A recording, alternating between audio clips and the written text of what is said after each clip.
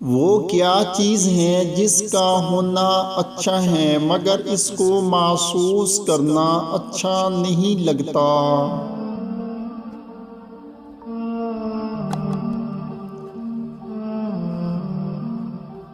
तो जवाब है शर्म। सवाल नंबर 2, कौन सी चीज़ एक वक्त में ऊपर भी जाती है और नीचे भी?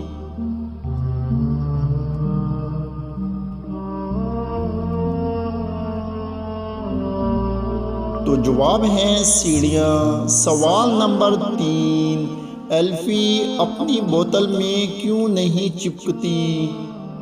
तो वीडियो अच्छी लगे तो लाइक करें और चैनल को सब्सक्राइब करें। तो जवाब है दोस्तों, बोतल में हवा न होने की वजह से। सवाल नंबर 4, वो क्या है जिसको आप खो दें तो दूसरे भी खो देते हैं?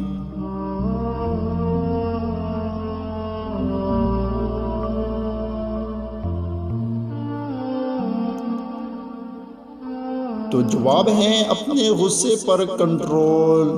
सवाल नंबर 5, वो कौन सा दरख्त है जिसमें लकड़ी नहीं होती?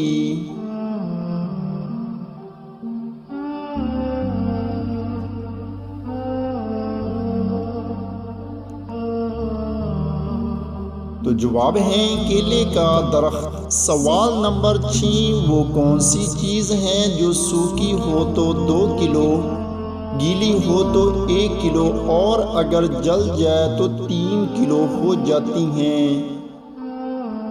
अपना आंसर कमेंट में दें।